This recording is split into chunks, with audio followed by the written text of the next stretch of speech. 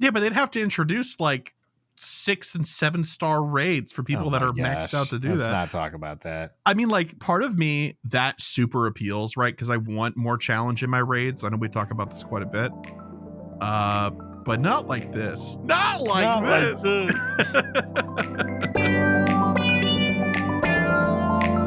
You're tuned into the GOCast podcast, your one-stop shop for updates, news, tips, and community in the world of Pokemon Go. Thank you for listening.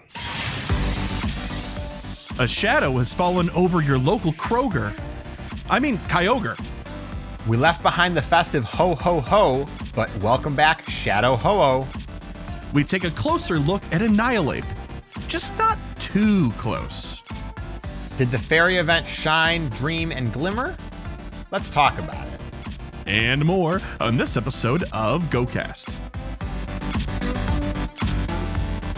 Hello and welcome to the GOCast podcast, episode 266. It's January 16th, yet another Tuesday evening. I'm your host, Chris, and as always, I'm joined by my co-host, Kyle. Hiya. Hey, Kyle, how you doing this week? I'm doing okay. Yeah? I'm alive. That's barely. right. Yeah, we all have marked ourselves safe on Facebook from the great snowstorm of 24 here in the Chicagoland area. How much snow did you end up getting, by the way, total? We didn't get that much. All things considered, maybe 8 inches total. Yeah. But like, the cold is a huge problem right now. It is very cold outside. It's incredibly cold right now. And you, like myself, park outside. And so that's always a task. Yeah. Also, the drive-thru has a layer of ice just on the window. Oh my gosh. Yeah, I went to my local Starbucks today, and they just had an A-frame in front of the drive-thru. They're like, come inside. I'm like, okay, fair enough. Oh, that's big. Yeah, no, oh my. Well, we got like 16 inches out here, and so the plows have nowhere to put the snow, but oh my. Our doors and the door frames and everything are metal, obviously. Yeah. And so by the end of the day, just the entire barrier that moves open and close. Mm-hmm. Frame of the door is just frosted. It's just white. It's black metal and it's just white. Ooh. Oh, that's like the inside of an ice machine. Yeah, it's very it would be ominous if it was like somebody's house. Sure. Great prop and a great shot probably for a horror movie that includes. Yep, exactly. Oh, goodness me. Anyway, Chicago's cold. Yes, that's where we live. So, of course, we're going to complain about it. But hey, Pokemon Go. This past weekend was Hisui and Typhlosion raid day. We also are on the cusp of the end of the fairy event that's going on right now. I think it's ending in 2.5 hours at time of recording. So we'll talk about both of those and our experiences this past week at the beginning of the news section.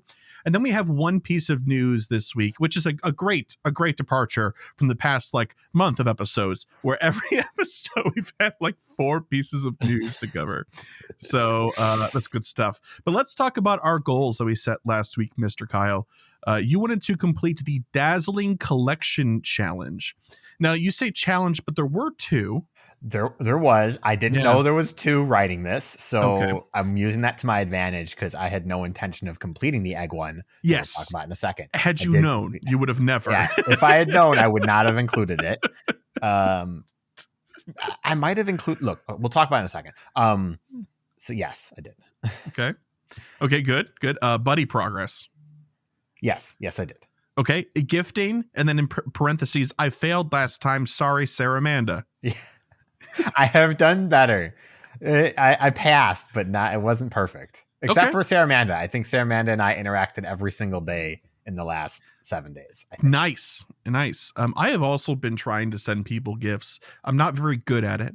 So if you had received one or maybe even multiples, just know that I've made an effort to think of you. And then lastly, one shiny Hisui and Typhlosion. Yes, I did do that. Excellent. Wow, look at you. That's a perfect week for you. Very different from the week that I had. Oh, goodness. So collection challenges. I put these down because they did say challenges in the blog post, and I thought maybe it'd just be 2 catching ones or like a catch and evolution one. But no, it was the catch and evolution put into one. And then it was an egg hatching one where you had to hatch each of the 4 Pokemon that were available in the 7-kilometer egg pool. And this event was only like 3 days long, not very long at all. Also, we had a snowstorm and really, really bad temperatures. So it was difficult for us to get out. I'm happy to report that as of like an hour and a half ago, both of these have now been completed. Wow. Okay. I'll talk about it when we talk about the event overall at the beginning of the news section, but it was a struggle. Let me tell you. 3 shiny Hisuian Typhlosion. No, I got 2, but I did get a hundo. So while it doesn't count, it is notable. So that's great. 1 shiny besides. I got a couple. I got a Cottony, a Grand Bull, and I hatched a Togepi in my effort to hatch for the collection challenge. And then hatched 50 eggs. Last week, no. This week, I'm feeling I probably will based on my efforts today. But last week, I hatched like 29. It was just so cold and a lot of snow. I just did not get out as much at all. I did hatch quite a few snow blowing the driveway 5 times a day, let me tell you. But beyond that, nothing notable. So without even totaling up how many I did and didn't do, Kyle, you beat me completely. I think I actually only did 1 of 4 here. No, sorry, I did 2 of 4 here and you did all of them. So congrats. Good for you. We love it. But now I'm all excited to talk about the past couple of events. So why don't we just hop into the news in order to do so? Yo, what up? It's the news. Okay. Let's talk about Hisuian Typhlosion Raid Day because that'll be an easier topic to start with. Yeah. So it happened. You could have up to 20 remote raids, and you can do as many as you had passes for locally from 2 to 5 p.m. This was on this past Sunday. Great Pokemon, kind of a neat shiny, despite it looking like it's just a stepwise sort of shiny color-wise. I like the way the saturation, I think, works really well for it. What do you think, Kyle? Yeah, I like it. I just think it's solid. It's not the best. It's certainly not the worst. It's a good shiny. Yeah, so I went out for it. Very excited. Cyndaquil is my favorite Pokemon, right? And so, of course, the Hisuian Typhlosion hype. And I went out and I'm going to win this event. And I did 56 raids. 56. And two of them were shiny and one of them was a hundo. So I didn't hit the shiny gold, but I'm still thrilled. Lots of Stardust. I bought the ticket, everything. If I hadn't bought the ticket and I did 56 raids, I'd be so mad at myself at the end of that. But it turns out that not I was the one who won the event. Kyle, let me get you a soapbox. Hold on. All right, there you go. Go for it. So I started work at 2:00 on Sunday, just to be clear. And I did a few raids late at night from our folks across the pond and in Australia. I don't remember who else sent me raids, but thank you. I was doing raids while I was at work because I'm like, I want to send me raids. You guys, I know people will without me asking. Mm-hmm. And I'm like, I spent like $10 on remote raid passes, and I'm like, all right, this is it. I'm not getting any more now at this point. Last remote raid that I did, I wish I had paid attention to who sent it. I think it was 9 Thistles, who's a listener, but I can't remember. And it was a shiny, which is the first shiny. Nice. And it was a hundo. So I had caught, so I got a shundo. I had caught a 14 earlier. That wasn't a shiny, it's a regular. And I was like, 1680, that's pretty high CP. Caught it, and I was like, oh no. And then I encountered this, and I was like, oh my god, it's a shiny, thank God. And then I looked again at the CP, and I'm like, all right, guys, I'm gonna be right back, because I was sitting at the register, and I'm like, hang on, I didn't actually catch this. I can't scream up front. I gotta go in the back. So, needless to say, I'm very happy. The Pokemon itself doesn't actually have much use in Go, which doesn't matter to me at all, because it's great Pokemon. Love it. So very happy. I don't have enough XL candy, sadly, to take it to level 50, but I took it to like level 40, 44 and a half or whatever. It'll get to 50 eventually. Just best buddy it. And then in that period of time, you'll get enough candy. You'll probably be able to convert some stuff, or just dump half of your store of rare candy in and get it done. You know what I mean? Wow. Congratulations. Yeah. And I will say, Hisuian Typhlosion looks so good. It does. It looks so good and Go. And It like, does. and you want to know why? The flames are on. Flames are always on. Let me burst your bubble. I best buddied my hundo today because that's what I do with my hundos, right? When it's standing still, the flames are out. When it's walking and moving around, the flames are That's on. very strange.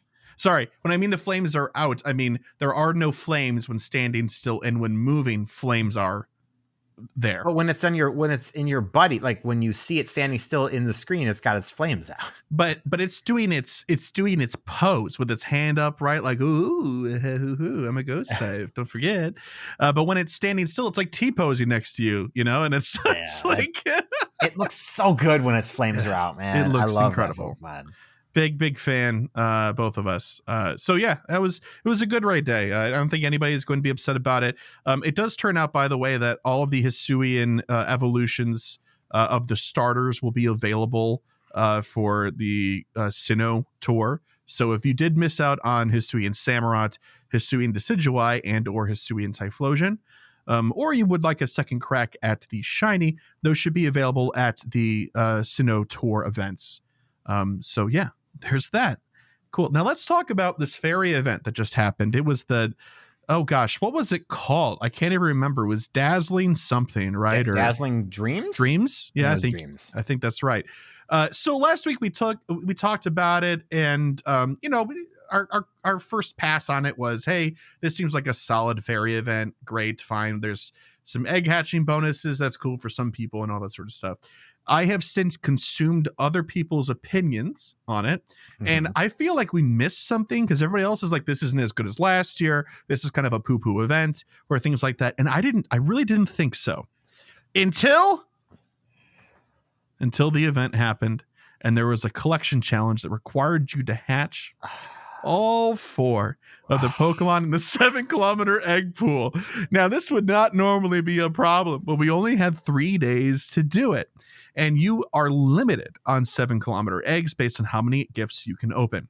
Now, this would further not be an issue if the rates for each of the 4 Pokemon were like equal, like a 25% split 4 ways.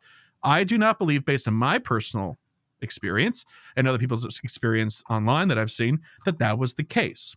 It felt more like a 30-30-30-10 split, or a 50-25-25, or sorry, a 50-20-20-10 split. And that 10% being the cutie fly. I hatched 30 eggs, and the last one was a cutie fly. Now, a very small sample size, but I'm bolstering this based on stuff I've seen online as well. It was a little frustrating, to say the least, considering cutie fly was the one that had the shiny boost in the eggs for hatching as well for the event. So, it didn't feel too great. This one, I feel like this event in general, the overall narrative online, the sentiment has been, oh, this is really pushing the boundary of 2 things that people have some issues with. One, timed research that's too darn short to do in a period of time that seems reasonable. And 2, hiding things like this. Well, not hiding things, but like gating stuff like this behind eggs. I have no problem working for stuff, but I don't like things like collection challenges being left up to like RNG. It bothers me a little bit. I mean, like the Eevee thing, the Eevee roulette is one thing, right? If they're going to do that, we all get the joke. We're all in on that joke. That's fine. But we don't need to invent new ways to make it more difficult, right? So anyway, Kyle, I'm interested to hear, now that we've had some time with this event, I mean, it's almost over. What were your thoughts on it? And how did it go for you? So I didn't notice, as I mentioned, for the goals, that it said challenges, plural. So I just assumed there was one or whatever. So I saw it, closed it, went to go catch Pokemon, went back and checked it, scrolled farther and saw the hatch one. And I closed the app. I was like, okay, well, I'm not doing that. Ain't no way. I'm not doing that. And then I was like, okay, well, hang on. I opened the app back up and I opened gifts so I could have 7K eggs in case. Yeah. So I don't care about the RNG aspect of it. Like that part doesn't bother me as much. It's not cool, but I care about the duration. 7 days, 3 days is not enough time to put a hatch themed anything except as a bonus, in my opinion. And on top of that, I know that we are very US focused here, but we can keep this to the Northern Hemisphere focus because that's where like 90% of the world lives, 96% of the world. It's winter up here. It's really cold. The weather is bad. This is not the time to be hatching eggs. And they should just know that. They should know that a large amount of their player base is going to be in cold weather at this time of the year. Yeah. I mean, I agree. And I also kind of like throw them a bone because they don't control weather. No, right? but it is winter. They made the event in January. We know what the weather's like in January. Like we have a general idea. That's true. But even in our country, you know, if you go like 3 or 4 states south of us, like that weather all of a sudden is fine. Yeah. But like, I mean, you take a sample of where all of your players are, I suppose, so they can decide that there's more people playing in California than the rest of the United States and not care, I suppose. I still think having an egg hatching day when most of the world isn't winter is a bit rough, but that's still secondary to the fact that it was only 3 days long. Yeah, that's the part to me. That's like, how much can you actually walk in 3 days for a reasonable duration? Sure, it was over the weekend. Some people work the weekends. We're not going to talk about that. How much can you actually walk, even assuming it's really nice outside? And then that's, of course, when the RNG compounds the factors there. Yeah, because if you only had to hatch 4 eggs and you're just walking 4.7 kilometers because you threw them all in supers, that's the best case scenario, right? Mm-hmm. That's still not a short amount in 3 days for some people. I think don't walk very much. I think that the hatch challenge should be designed for what can somebody do with a free incubator during the event. Oh, definitely. Because to do this event here with a free incubator would have been insane. If you did it legitimately walking, I'm impressed. Genuinely, I am impressed because that's hard. Yeah. It's a lot of work. And yeah, that's it. The hatch challenge is bad. It's bad. So how long do you think it should have been? I think I would have been less upset if it had been 7 days. Oh, I was thinking maybe 5. But yeah, I mean, obviously 7 would be better. I think 7 just gives the full week, the full everything. You can go weekend to weekend type of thing. Friday to Friday, whatever it gives you. And there's also no reason why the event could end and the collection challenge could hang out a little bit longer. You know what I mean? Mm-hmm. Like, to me, that would be the solution that I would go for if I was designing this. Yeah, it just feels bad. Yeah. That part in particular feels bad. The rest of the event was fine. Like positives, more Stardust. Yeah. Good shiny checks. Of course. So, like, in the grand scheme of things, does it really matter that much? It's not. What do you get out of it? We got a Q2Fly encounter? I don't know. I didn't complete it. And a number on your badge. That number means that's a lot the most important bit. Mine's 132, baby. Let's go. That's impressive. You're like 5 short or whatever. Yeah, because the Barcelona one and the other one that I couldn't do or whatever. I'm still mad about that. But I need to be happy with as many as I possibly could do. And that's the number. So anyway, so yeah, that's that fairy event in the rear view. Just definitely a talking point right now in the community. And I'm kind of excited for us to move on to another event. And this one that's upcoming is going to be great because it's going to be battle focused, and the GBL community is already always having conversations about the meta. So it'll just be more of the sort of same, which is nice. And of course, Annihilape coming to everybody, regardless of your GBL affiliation or not. So let's talk about the new piece of news that we have for this week. Team Go Rocket returns in Taken Treasures. Trainers, Team Go Rocket is taking over again, and Giovanni is back with a vengeance, this time alongside Shadow Kyogre. Prepare yourselves for new Shadow Pokemon, as well as the return of Shadow Ho-Oh. Assemble your team and prepare to conquer Team Go Rocket. Where's Apex Ho-Oh, you cowards? Anyway, when is this? This is Saturday, January 27th at 12 a.m. to Thursday, February 1st at 11:59 p.m. local time. There will be some debuts. here too. This is, I feel like, burying the lead a little bit with this debut, because while Shadow Kyogre is really exciting, most people care about like new Pokemon and stuff. The single sill Pokemon Varoom and its evolution, the multi-sill Pokemon Revaroom, will make their Pokemon Go debuts. If you're not familiar, it's an engine Pokemon. It's great. Much more popular than it has any business being, honestly. I don't understand why it's so popular. It's fine. I just don't get the love, man. Like, people love this. It's because it's really fast when you do the synchro stuff. Yeah. So there's also event bonuses. Team Go Rocket will appear more frequently at stops and in balloons, as per usual. And you can use a charge TM to help a shadow Pokemon forget the charged attack frustration. Here is your quarterly reminder for this event. Don't forget to do that. Otherwise, you'll be sad if you need to. Save Shadow Kyogre. Giovanni makes his nefarious return, plunging into battle with Shadow Kyogre. The last part of the seasonal special research story will be unlocked at the beginning of this event.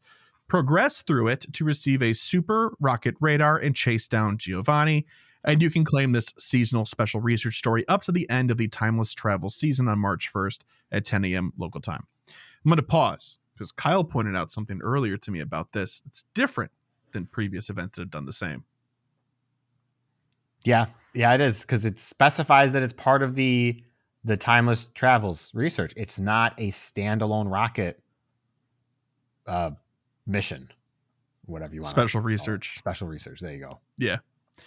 Which is strange. I don't know. Part of me is like, they don't want people stacking their rocket encounters anymore. I think that's it. Yeah. But like, here's the thing. This makes it easier to stack, because you know that rocket's there. And if they do another special research, they're not going to not give it to you because you don't have Timeless Travels done. Mm-hmm. But they can do that with the rocket. You don't get the rocket one if you haven't finished it, if you've progressed it. True. So I don't really see the purpose of doing this except to not have another research there, I guess. Yeah, I guess they're just doing this so that there's less special research clogging up people's inventories and less stuff. Special research that they're not charging people for clogging up their inventories. Oh, that's true too. That is true too. I don't see a problem with it. I just like you, I don't see what the benefit is other than simplifying things and condensing research down. Right. I am not close to being finished with the Timeless Travel stuff right now. So what? I wasn't hatching eggs until literally this weekend. So I literally have not hatched one set of eggs. I'm at 6.3 out of 7 since Dazzling Dream started. Don't you only need like to hatch 3 at one step? It is 3, but I wasn't hatching eggs at all. Okay, understood. I got 3 is still greater than 0, it turns out. Exactly. Yeah. So yeah, Shadow Kyogre is going to be dope. Yeah. I don't want to ruin it. We'll talk more about that in a bit here. Shadow Raid debut. Shadow Ho-Oh will return to Pokemon Go by making its debut in Shadow Raids. Also, for the first time in Pokemon Go, you'll be able to encounter shiny Shadow Ho-Oh if you're lucky. Shadow Ho-Oh will appear in 5-star Shadow Raids from Saturday, January 27th at 6 a.m. to Sunday, January 28th at 10 p.m. local time. It's a glorified raid weekend for Shadow Ho-Oh, more or less. New Shadow Pokemon, Team Go Rocket Grunts, so maybe not new. Shadow Pokemon. Team Go Rocket Grunts, as well as their leaders, Sierra, Cliff, and Arlo, are using different Shadow Pokemon, so you got to go deal with that. In addition, Team Go Rocket has also turned the following Pokemon into Shadow Pokemon. Defeat Team Go Rocket Grunts to save them. These Pokemon, and they might also be shiny if you're lucky, is Corphish, Snowrunt, Chimchar, Piplup, Croagunk, Dwebble, and Ferroseed. So that's cool. In raids, 1-star raids will feature Alolan Rattata, Alolan Meowth, Alolan Grimer, and Galarian Zigzagoon. 3-star raids will feature Weezing, Galarian Weezing, just double the Weezing, double the fun, Tyranitar, and Bombardier. And separately in Shadow Raids, 1-star Shadow Raids will feature Shadow Alolan Sandshrew, Shadow Murkrow, Shadow Pineco, and Shadow Croagunk. I think I'm really speaking out of my lane here, but I think Shadow Alolan Sandshrew is good for PvP as a Sand Slash, I think. I know Alolan Sandslash is good from what I've heard. So I'd assume maybe the Shadow is also good. Who knows? 3-star Shadow raids will feature Shadow Scyther, Shadow Skarmory, and Shadow Golett. Those are neat ones for sure. And then we have eggs. Niantic loves to do this thing with these Team Go Rocket events where they're like, hey, 12K eggs. Well, it's here's the pool. It's been. Every once in a while, they take a Pokemon out. Every once in a while, they add a Pokemon in. And in this case, they're adding a Pokemon in. Varoom will be available in the 12-kilometer egg pool, in addition to the Pokemon that currently hatch from those eggs. I think it would be stellar if for this event, they just made it Varoom in 12-kilometer eggs just for like a day, 2 days. But, they can't do that. But like, why not? How did we not see this coming? Well, how did we not see this coming? It's fine. We understand. I get it. I get it. But I don't get it. I mean, it's a poison Pokemon. It's a poison Pokemon. Yeah. And Reveroom is used by Team Star. So, That's right. So wow. There you go. How did we not see it coming? Right itself. Yeah, you're right. So Varoom is in that egg pool. That's cool. Field research task encounters. There will be event field research tasks available. And then also some field research rewards include the following: mysterious components, charge TMs, and fast TMs. And then, of course, the encounters with the event-themed Pokemon, such as Ekans, Zubat, Coughing, Paldean, Wooper, Hisui, and Quillfish, Poochyena, Sableye, Croagunk, Scraggy, Marini, Bruxish, and Nimble. It says Pokemon encountered through field research tasks have a greater chance of being a shiny Pokemon than when found in the wild. That's pretty cool. I don't remember having seen that before for research encounters. That's pretty sweet. There will be showcases. They'll featured Pokemon from the event. They didn't say one in particular, so your guess is as good as ours. There will be event bundles in the in-game shop and web store. It looks like it's going to be a cheaper one than what you're used to seeing on Community Day, and it will have like a bunch of like radar-related items and stuff in it, which is pretty cool. And then there will be a paid timed research for US $5, the equivalent price to tier in your currency. Oh, $5, you say. You know what that means? It's a pose, isn't it? And you'd be right. You'd be right. There's an event-themed avatar pose, but you also get Stardust, XP, 1 incense, 1 incubator, 3 silver pineapps, and more. So, as always with these pose researches, the money, is it worth it? Kind of up to you. I like this pose. It's cool. You're just sort of standing there tossing your Pokeball up and down. Sort of like if you played Scarlet and Violet, the Pokemon trainers that are waiting for you out in the wild, they do this. They just throw the ball up and catch it, so that's neat. So Kyle. Yeah. Team Go Rocket event. Now, normally these don't appeal to you outside of an exciting Shadow Legendary, which we do have. Check that box. So besides that, anything else in this event, besides the obvious Kyogre, anything else appeal to you? No. Not in the least, he said with his eyes. I don't care too much about Varoom. Like, it's fine. It's a fine Pokemon, but it's in 12K eggs. I will never see it. Lord knows I still don't have a female Salandite, but I also don't hatch 12K eggs, so I can't really complain. But at a certain point, I did hatch a fair few of them and didn't get one. So this doesn't mean anything. It might as well not exist. Being in 12K eggs at the rarest rarity, it might as well not exist for like 99.9% of the player base. Yeah, I'm a little disheartened to see that it's not in research encounters or a raid. It might be an encounter in the research, maybe. That would be not cool. That would be really not cool. Not the paid research. I mean the seasonal one. Oh, you mean for Timeless Travels? Yeah, I think. That'd be kind of neat. Okay, if that was the case, that'd be kind of neat. But yeah, I would not expect that. I wouldn't either. But it'd be super swell if they did. Yeah. Yeah. So yeah, this is cool. So none of the new shiny, I guess they could be shiny, but none of the new Shadow Pokemon appeal to you. You're not like frothing at the mouth over Shadow Snowrunt or Corphish. I mean, Shadow Snowrunt's neat. Yeah. Shadow Frostlass at some point, maybe, but with the angry eyes. Not enough that I want to be like, oh yeah, let's go out and do 200 grunts to find 5 of them. That's right.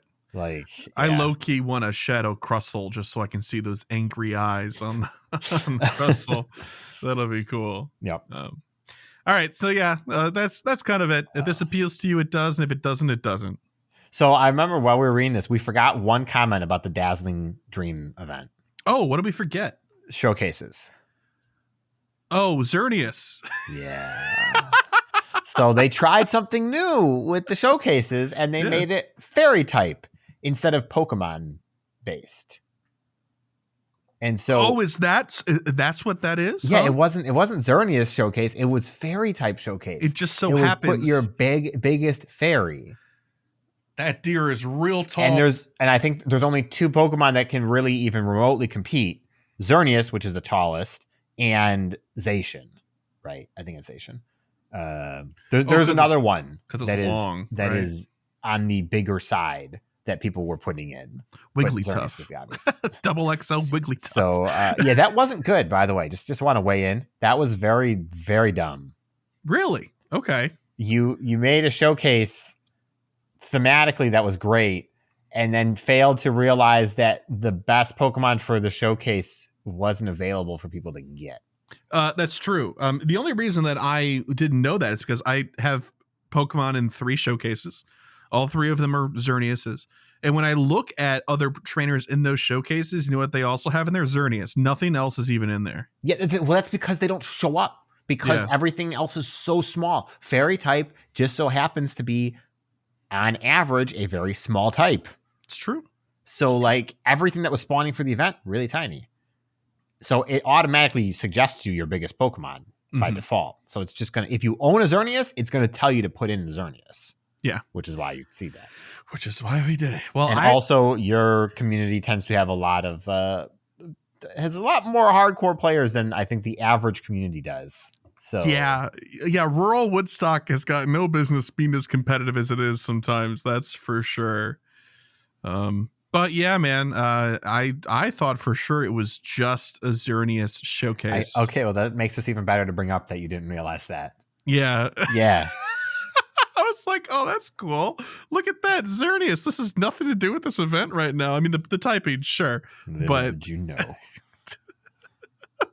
So there you go. Yeah. Wasn't very smart on Niantic. Didn't want to let that one slide. So kind of an oversight. Yeah, for sure.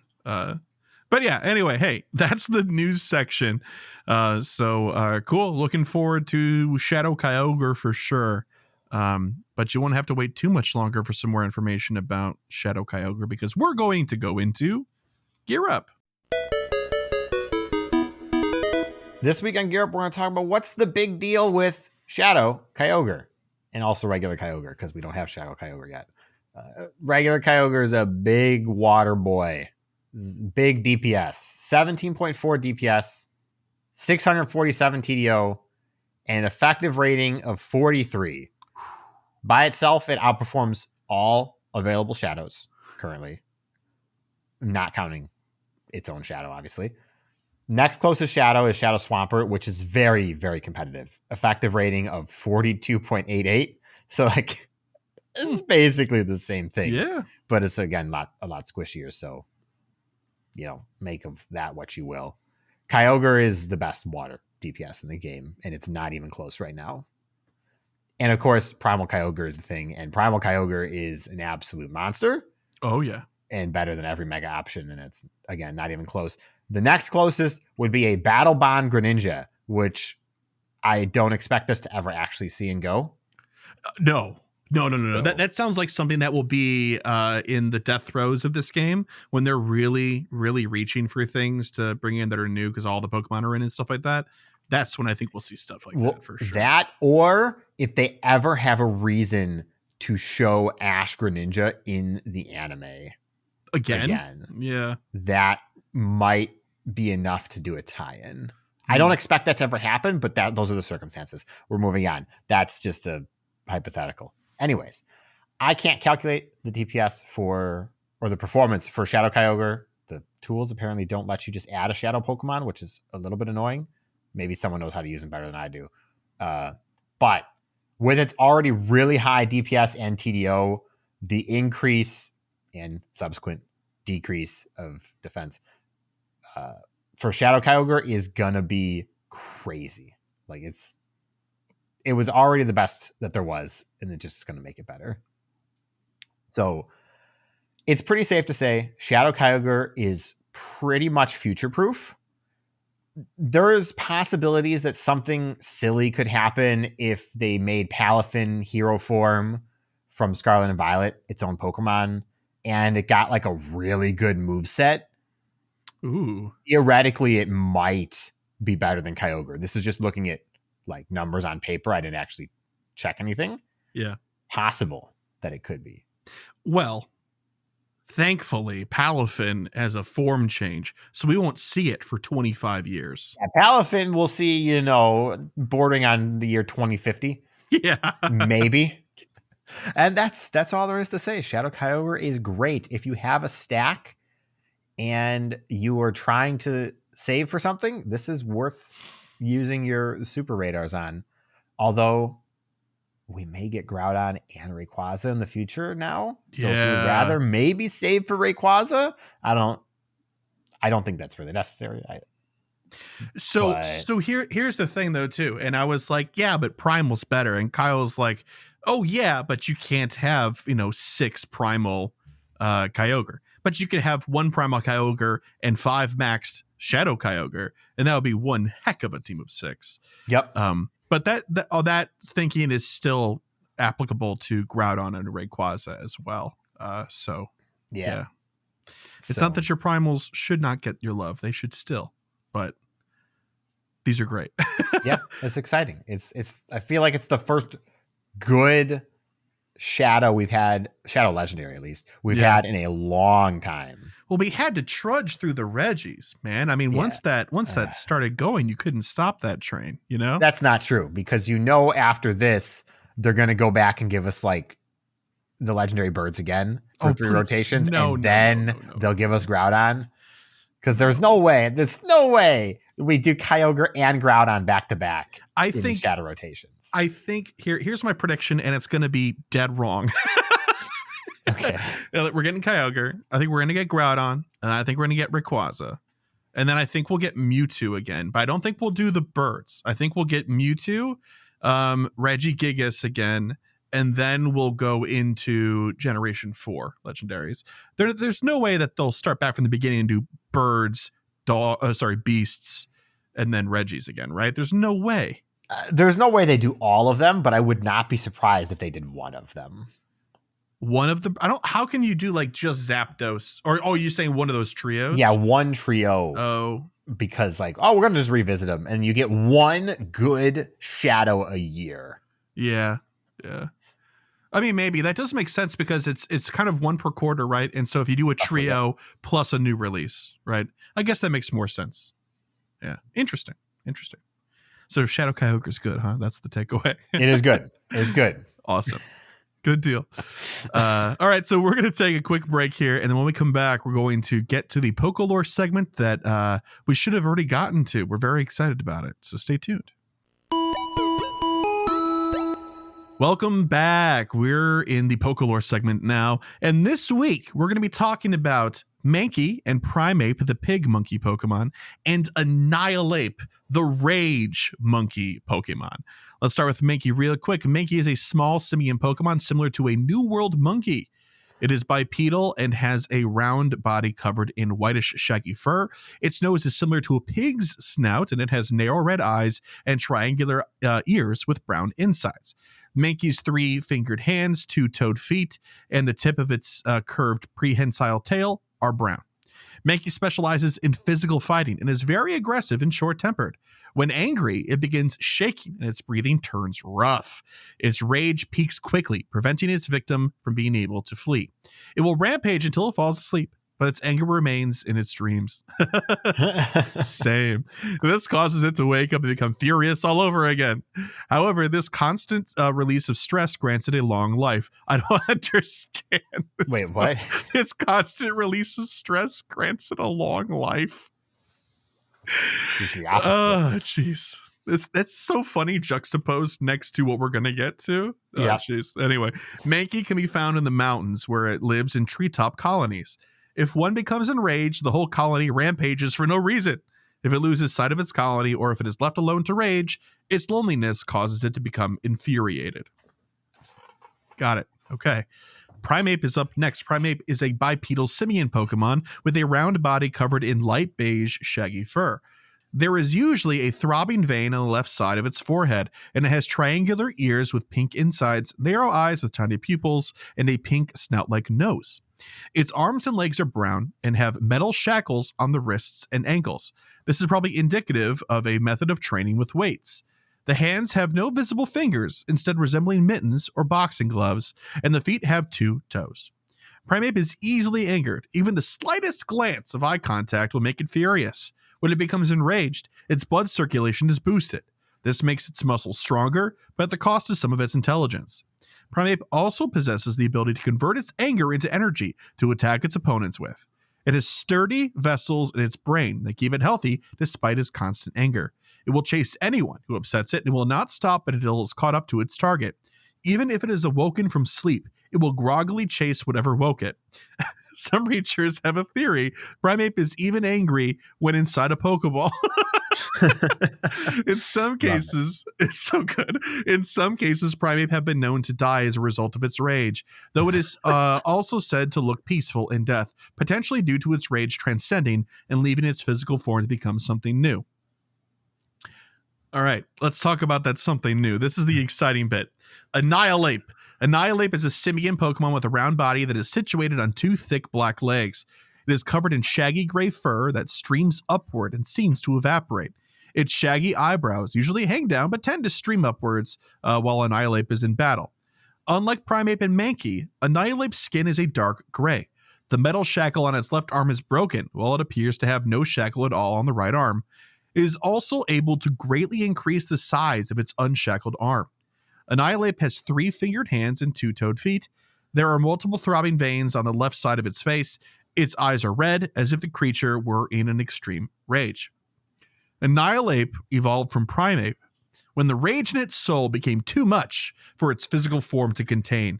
It gained increased power as a result of its spirit no longer being limited by the flesh. The rage that was bubbling inside fills its punches with force that frightens its targets to their core. Now is a good time to mention that Annihilape is a fighting ghost-type Pokemon. Yeah. So it got so mad it died. Stats. Max CP at 40 is 3268, and at 50 is 3695. It's kind of up there. 242 stamina, 178 defense, and 220 attack. Best moveset, and this is just from what we think there is based on that, right? Counter with close combat, and then it has access to like Night Slash and Ice Punch. I put Night Slash on here, but I'm sure based on what you use it for, if it's good in PvP, I think it is. You might want to have a different loadout, but my recommendation just from looking at it today is counter with close combat and Night Slash. So, Mr. Kyle, do you have undying love for Annihilape as it does rage for everything else? Yeah, I love Annihilape. It's such a good Pokemon. Yeah, I leave it to Pokemon Company to make us care about Primeape again like this. I think it's gotta be. I think it's the best evolution that they've given an old Pokemon ever. Yeah, like, I would agree, including stuff from Sinnoh and stuff that added like defining Pokemon.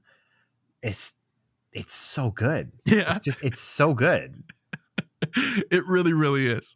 It's spectacular. The lore is amazing. The design is sublime, and its stats are really quite all right. The shiny is cool too.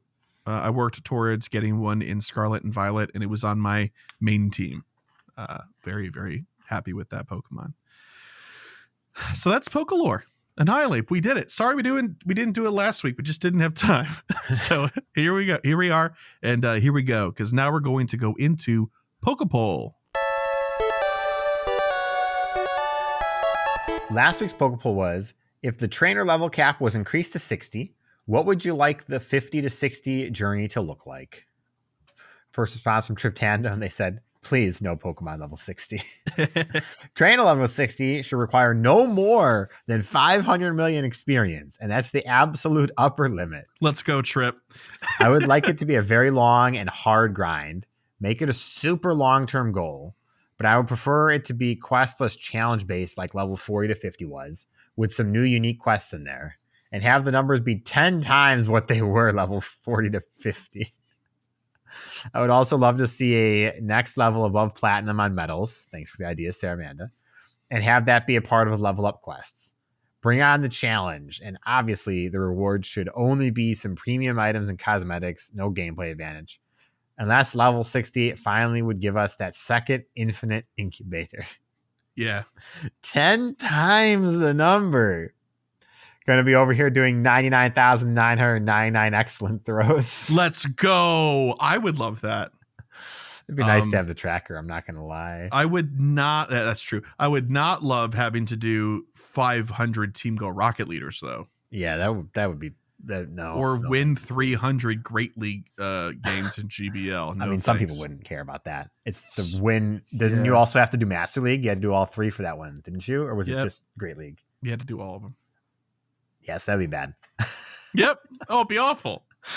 500 million experience. My gosh. Okay. Next one's from Artemis Dragon. They said branched paths are the way. People would swoon. One for hunters, the more casual experience, PvPers, egg hatchers, and one that's a smorgasbord of everything. Side note, I agree with Triptando. Level 60 Pokemon would be disastrous. Unless there's a way to offset this where it wouldn't affect the PvP landscape, I vote nay. Pound's fist. Vote tallied. Vote tallied. Yeah, that's fair. That'd be pretty cool. See branching so you could kind of pick the way you wanted to progress and not get body blocked by a PvP task when you don't PvP, for example. Yeah, I mean, we talked about this last week. You know, anything that gives us player choice, player agency is always good. And especially after we've already been forced through the ringer from 40 to 50, there's no reason to do it again. Next one's from Saramanda, and she said, rather than trainer level 60, I would like to see medals have an Onyx level as the top level, a tier above platinum. Also, level 60 Pokemon sound terrible. Saramanda spelled Onyx, not like the Pokemon, but like I think it would be cool and funny if they put it in quotes and they spelled it like Onyx. Pokemon, that'd be great. Yeah. I mean, that'd be good. Some of the platinum medals as is are just so crazy. Yeah, they are pretty crazy. But also like this recurring thing with people being like, please, level 60 Pokemon, no, thank you. Think about how many resources it would take to max them out. Yeah, it would be ridiculous. Like 3,000 XL candy and like 4 million Stardust. And just like, oh, I don't need Tyranitar like that, man. I'm good. Someone does somewhere. Yeah, but they'd have to introduce like 6 and 7 star raids for people that are maxed out to do that. Let's not talk about that. I mean, like, part of me that super appeals, right? Because I want more challenge in my raids. I know we talk about this quite a bit. But not like this. Not like this. Next spot's from is Uneven Way. They said, I would probably do something along the lines of having certain special research complete, having a number of Pokemon caught, and not much else. I think that level 50 is a good spot, and they don't really need to move it up. Fair. Yeah. Spot. Yeah. I mean, while this has been largely a thought experiment, I think we all kind of agree that 50 is like fine.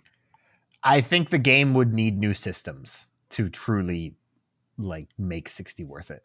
Yeah, that's fair. Last response from Clifton B, and they said, I wouldn't mind level 60. It would probably be a lot like getting to level 50, research, hard tasks, and XP grind.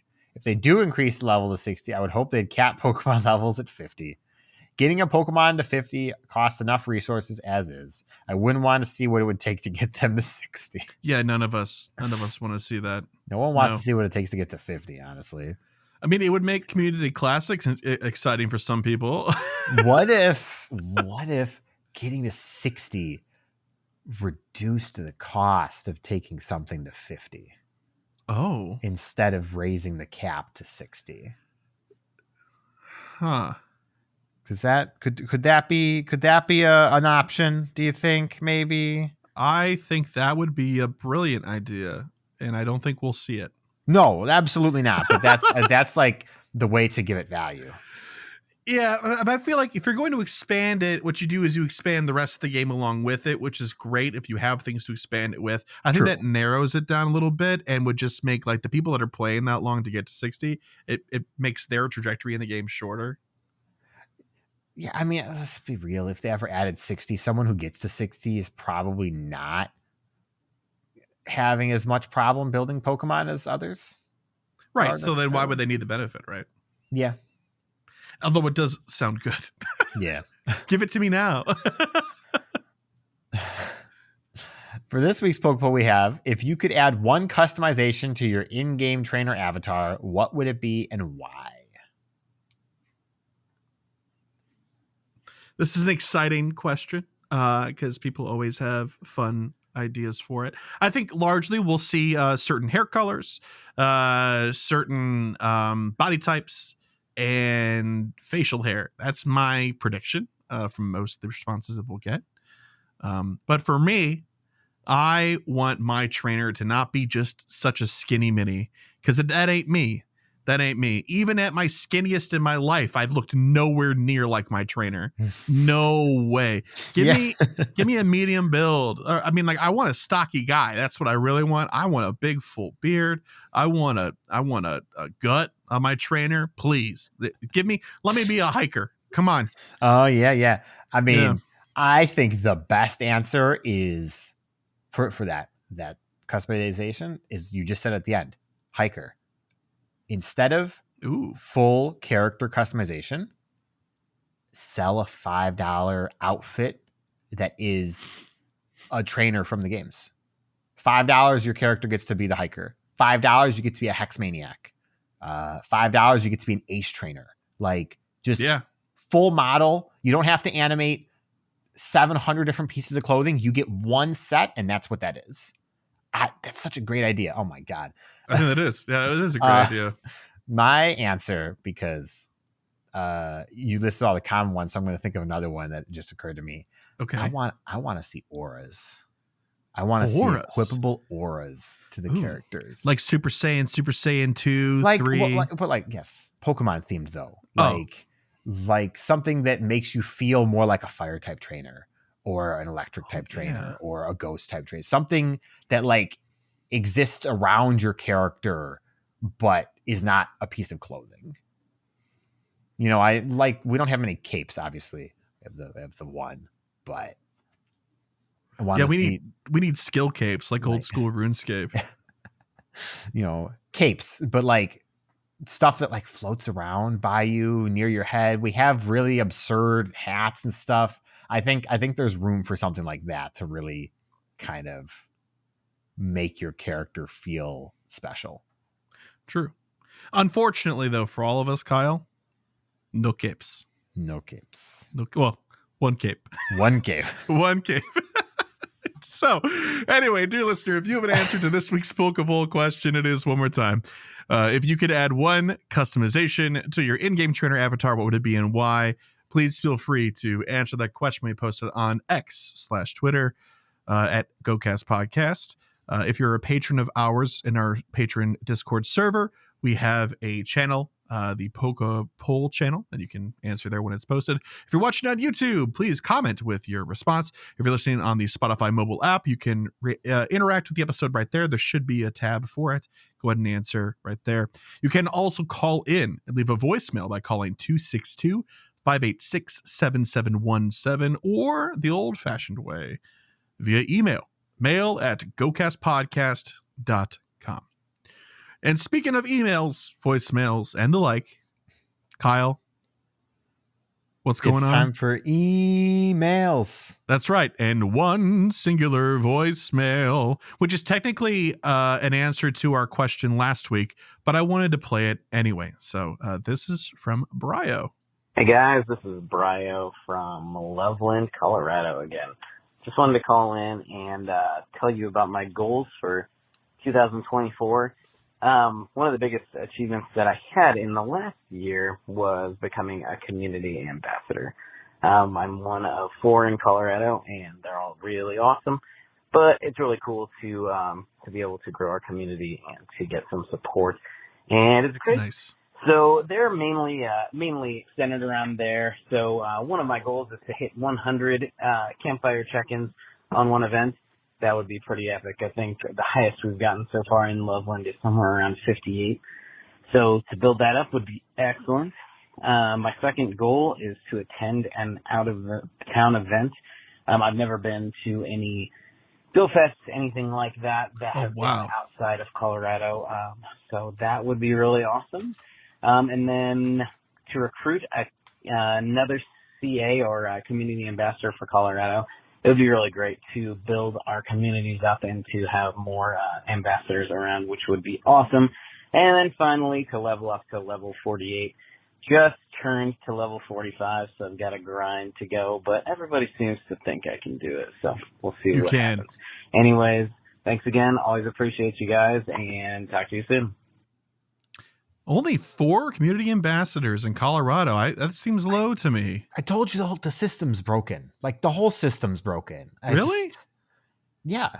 It's hard to become a community ambassador from everything I've heard. It definitely is, but like Chicago's got a number of them.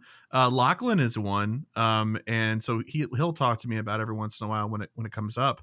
Yeah, but even still, noting that, yes, right, kind of broken seeming. 4 still seems low in Colorado. So that is to say, Bryo, thank you, thank you for supporting all those trainers out there by you, because they need you.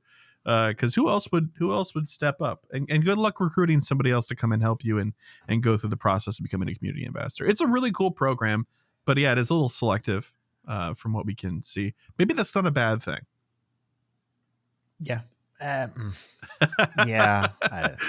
Kyle's like, we got to balance this better. It's just not where it needs to be. Yeah. That's fair. But either way, good luck on your goals, and thanks for calling in. We appreciate it.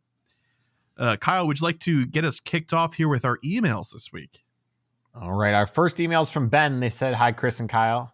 I've loved the Pokemon franchise since its release in the 90s and collected the cards and played the main series games until Black and White. Then life got in the way and I stopped playing. Fast forward to 2022 and I downloaded Pokemon Go on a whim and completely fell in love all over again. Yeah. This time I had Pokemon that were brand new to me to catch, from Kalos, Alola, Hisui, and Galar. What I love about the franchise and this game in particular is there is something for everybody. But people get so bashy in online forums and it gets a little tiresome and negative. I do understand that Niantic have made and continue to make some questionable decisions. But come on, is it really worth the whinging? Is that how you say that? I don't know if I've ever said that. Oh, yeah. It's just not for us to say over here in the States, I don't think. I think other people say whinging. We just say whining.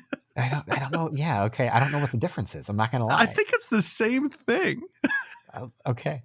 You could always just not play for a while, maybe. There's a lot of people getting very irate over the Galarian starters not making their debut yet. My thought process is, wow, I can't wait to get a Grookey one day. And not, hey, Niantic, where's my flippin' Grookey? Speaking of which, am I the only person who has thought maybe, as we've already had our Party Hat, Wartortle, and Blastoise Shiny release last year, and so it would make no sense to highlight that at the 8-year anniversary event, that maybe the Gen 8 starters might be debuting for that instead? Who knows? Anyway, what I wanted to know was, as long-standing players of the game, how do you keep things fresh and exciting? I know there's always something to chase, and people love to complain and roll their eyes if an event isn't groundbreaking. But in those cases, I'll just not play as hard. For example, the oddest research day, everyone complained, but I got my first ever Shundo. At the Halloween event, I went crazy and grinded until I got my first ever Hundo Ghastly and Grievard, as well as most of the shinies from those weeks. The events that followed I thought were a little meh, so I switched to PvP for a while. I just wonder what you guys do to keep the game from getting stale. This was supposed to be a quick email, but apparently I have a lot to say, so I'm sorry for rambling. But thank you so much for keeping me company on my walk to work each day. Shiny vibes, Ben. Okay, I should clarify. We're not laughing at you or the question. The question itself is just kind of funny. You know what I mean? Like, because this is a conversation topic that Kyle and I have talked about since the beginning of the show. of like, yeah, we set our goals and stuff like that. And we always talk about that's our caveat and that's how we stay engaged. And of course, if we didn't have this podcast, Kyle and I would probably play a lot less, maybe not even at all anymore.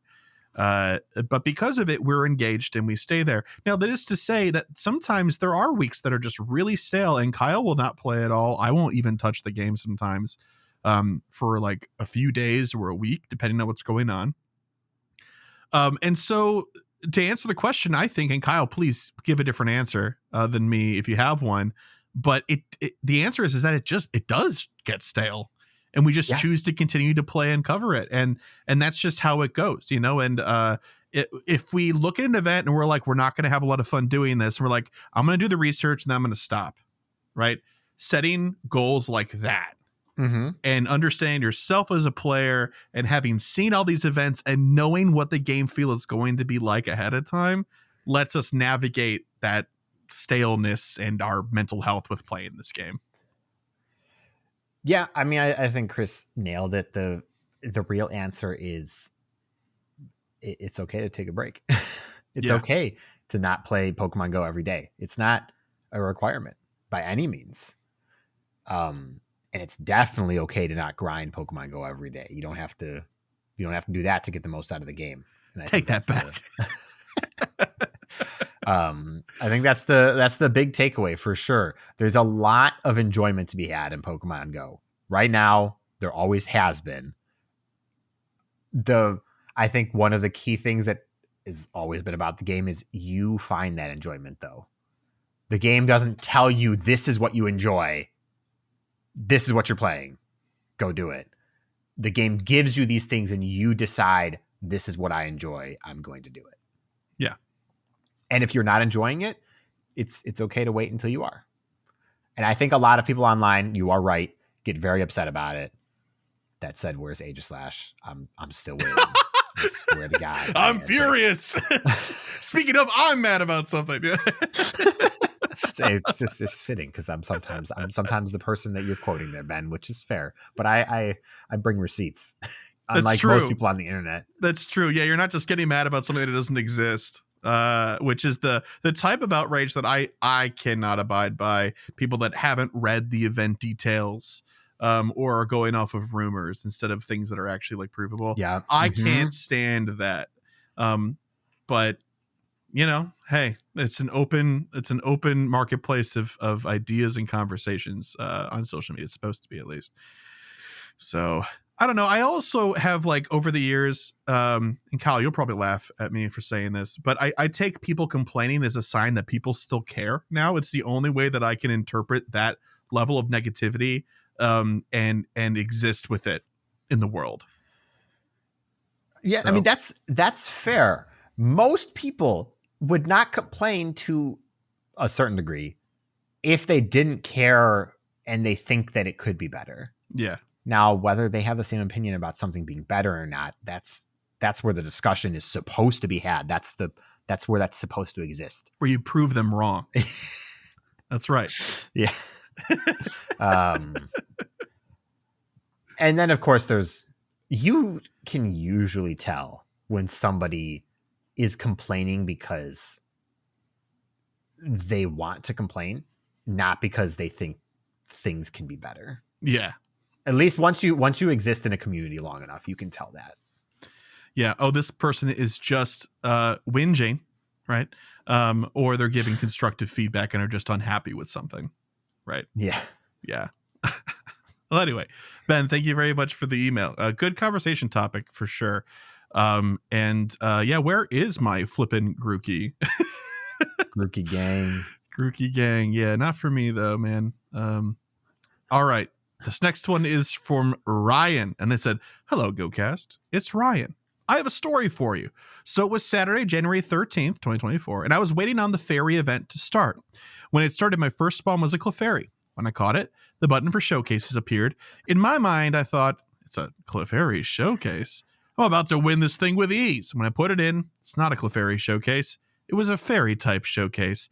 When I got the score, it was 188 points, which put me in third place. When I saw that, I'd immediately put a different Pokemon in. But what's sad about it was My highest one was a Galarian Weezing at 510 points. That put me in second place. First place had the same Pokemon with 600 points. This is the worst amount of points for a showcase I have ever done. Thanks for listening. Bye, GOCast. See, this is what I get for not reading through the emails before we had the show, because I could have just left for the discussion for this point here. I'm sorry. Yeah. No, hey, I think pre-gaming the topic was not a bad idea. I mean, I can tell you because I have 3 Xerneas and showcases right now. They're all getting like 800 points. Yep. And so hearing this, the Galarian Weezing being first place at 600, it just takes one person who hasn't logged in for a few months that does have a Xerneas to log in, drop that deer in there, and ruin everybody's day. Yeah, see, that's kind of the funny part because it's comparing a Xerneas to a Cutiefly, not a Xerneas to another Xerneas. Right. So, like, I feel like, maybe I'm wrong, every Xerneas in existence is probably 800 points minimum for I think showcase. it's like 750 up, whatever. I think. Yeah. And so, like, yeah, it's just not good. I see what they were trying to do. It was kind of a mistake. And I think if they did it, they have to make sure they have their restrictions coded properly for the showcase. Yeah, definitely. More Squirtle, please. More Squirtle, please. That's right. Let me put in my big boy. That's right. Thank you for the email there, Ryan. Appreciate it. Next email's from Hayden, and they said, "Hi guys, I started playing Pokemon Go on day 1 and played quite regularly, even up to when raids and shiny match cup were added. But life got in the way, so I stopped playing. I think I was around level 33 or so, but some of my coworkers convinced me to re-download it, and I'm addicted to the game again. Yeah. I bought a Go++, and I'm constantly trading for Luckies and Shinies with my friends. I'm currently level 39, and I can't wait for the level 50 grind. I found the podcast randomly, and I love it. It's the perfect podcast to get through my long work nights when I can't get Pogo off my mind. I have one question for you guys. How do you choose your buddy? Do you choose your favorite / most sentimental Pokemon, or just straight candy grinding? I use my shiny lucky Politoed because Frog Gang. Thanks again, bros." From Hayden. All right. Chris? I best buddy my 100% Pokemon. And I'm just working through those. I just finished my Overquill. It took me way too long because I forgot about it for a while. But one of the steps in the Timeless Travels, I think it was earn 25 hearts with a buddy. And so that reminded me that I hadn't finished it. So I did just finish, and now I just put in my Hisui and Typhlosion, which I discussed at the top of the show, next. So that's what I do. I'm doing select hundos that I want to actively use. Gengar. 3 Gengars, waiting on a 4th one at this point.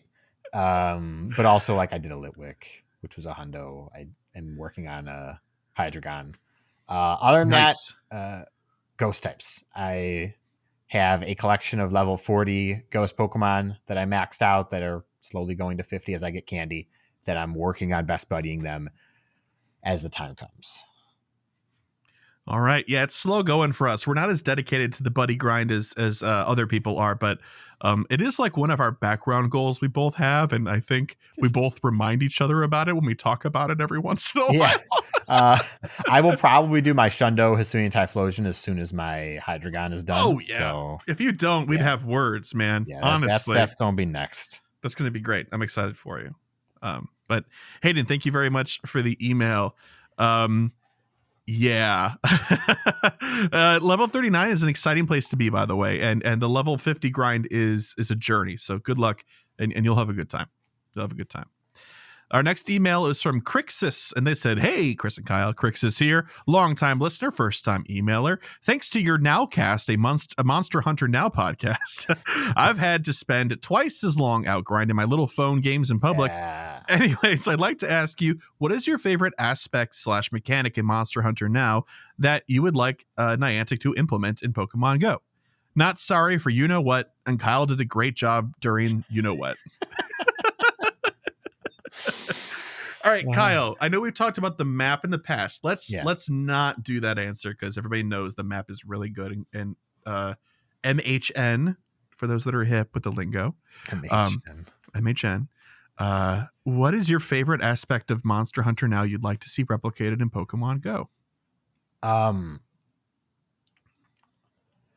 So it's not the actual map, but seeing things in a long distance, just general information would be huge, would be great. Tell me there are spawns over there and I will go. You don't tell me what's there. That doesn't matter. Just tell me it's there and I will go. Give me some way to find hotspots on the map to direct my own play, because that's what Monster Hunter does so incredibly well. Mm-hmm. So that's what I would just love to see. Yeah, that's a good answer. For me, it's rewarding skillful playing in a meaningful way. I had a conversation with somebody on X a while ago that was saying that the potions were bad and stuff like that. And I was talking about how the difficulty of it, emulates the main series games really well. And that, if you perform well and you don't get hit, you don't have to worry about potions. It's only if you don't do well and you get hit or you're still learning. Right. And I would love for that to be the case in Pokemon Go, where like, if you hit an excellent throw, like if it refunds your Pokeball or something like that, like some way to really reward people that are very good at the mechanics that are in the game. Doesn't feel like there is right now, except for like some extra experience. And for people like me that are level 50 plus, and I like by plus, I mean like, 30 million, 40 million past what I needed.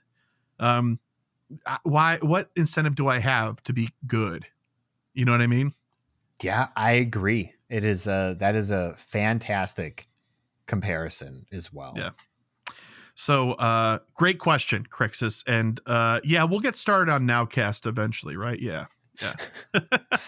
Speaking of that, I haven't played Monster Hunter in a hot minute, mostly because I don't want to go around in the cold weather right now. It's just not it for me right now. Yeah. Okay. Yeah.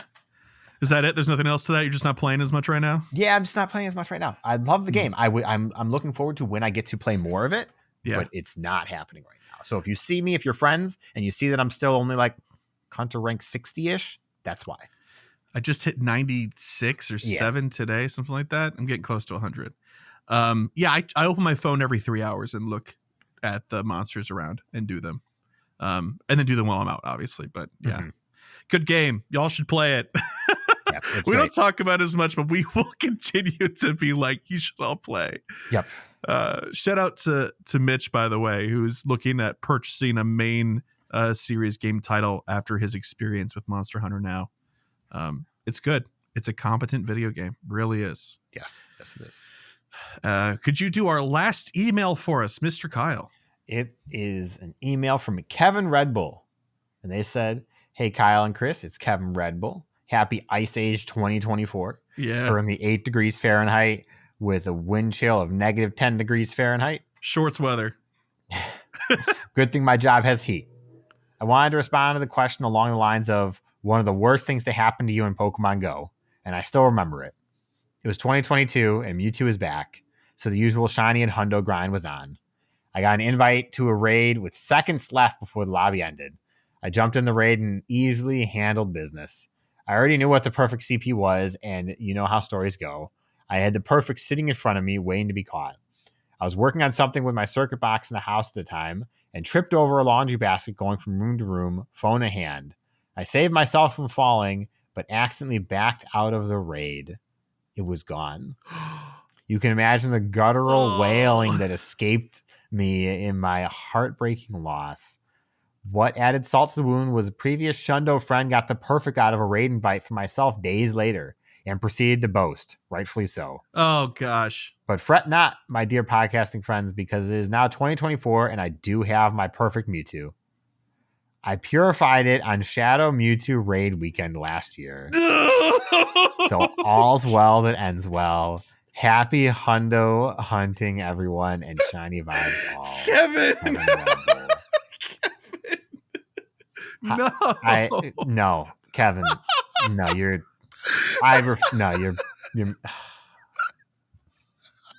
No. Oh my god! I get it. You know what? We've acknowledged before in the past that like it's just us and other people. They're like, keep it chat or whatever. We should not react like this when people do it for their purified hundos. I get it. I mean, I do get it, but no, it hurts me. Shame. It hurts me. Oh my gosh. Well, you know what would have helped in the first place, Kevin, is if you had adhered to the warning in the loading screen of paying attention while you're going when playing Pokemon Go. Yep. That Gyarados came out of nowhere. But all jokes and laughing aside and stuff, congratulations. Good on you. Even if we don't agree with the method, you still achieved a goal that you set for yourself, and we're all about that here. So that's awesome. Good for you. Jeez. Okay. Anyway, if you'd like to send us an email like these fine folks did, you can by sending it to mail@gocastpodcast.com. The voicemail line is 262-586-7717. Call, leave a voicemail about Go, about whatever you want to talk about, and you might end up on the show. Visit our website for all things GoCast at gocastpodcast.com. Follow us on X at GoCast Podcast. You can help support the show for like $1 a month if you'd like, or more depending, but $1 a month gets you access to our patron Discord, and you can look at that via Patreon. That's spelled patreon.com/GoCast Podcast. And speaking of our patrons, shout out to our elite trainer tier patrons. Big thank you to Bo, Daniel, Lori, Michael, Ozzy, Arkham, Marvin and Mimi, Swartz, Rusui and Ryan, Thayer, Jason, Justin, Charles, Modders, Lee, William, Brandon, Ethan, Steven, Nick, our favorite listener, Drew 2, Camo, The Ugly Rock, Jacob, Victoria, and Sarah Lore. Thank you very much to all of you for your generosity and helping us keep the digital lights on, among other things. And if you'd like to help support the show, but money's not a thing you'd like to do or can do or whatever the case might be, you can still help us out immensely by leaving us a review where reviews can be left. Thank you in advance. Hopefully it won't take you too long, but it will be free. So there you go. And that's it, Mr. Kyle. We got to set some goals and then we're done with episode 266. So what are you thinking about doing this week? We've got Community Day Classic this upcoming weekend, the Porygon, right? Oh God. We do. We do. I'm not gonna lie, I totally forgot. Yeah. I think I sent Chris the same text twice, by the way. I sent him one about Chansey, and then I also sent him one about Porygon. I was just like, really? Porygon? Who asked for this? I don't know, man. It's a good shiny. I will not be taking part in Porygon Classic. Okay. All right. So that's not happening. I want to catch up on my timeless travel research. I think I'm still only on step 4 right now. I got to hatch some eggs, and then I'll do some other stuff. So I don't know actually what's waiting for me in the rest of those steps. I haven't spoiled that. Continue my buddy progress so I can get to my Hisuian Typhlosion. I now have motivation to finish my current one to start a new one. Nice. And continue with my gifting so that me and Saramanda can be best friends before Chris and Saramanda, I guess. Yeah, you gotta be careful. I'll gain on you every day you miss. Just think that's +1 for That's Chris. only assuming you remember to open it too. Well, that's a good point. For myself, 20 shiny Porygon because I'm a glutton for punishment. 250,000 Stardust, 50 eggs hatched, 1 shiny besides, so not a Porygon. And then also keep up with gifting in an effort to draft around Kyle and become best friends with Saramanda first. We'll see. And with that, we'll see y'all later. Thanks so much for listening all the way through to episode 266. We'll see you next week for 267. Until then, bye-bye. Shiny vibes, all that good stuff. Bye.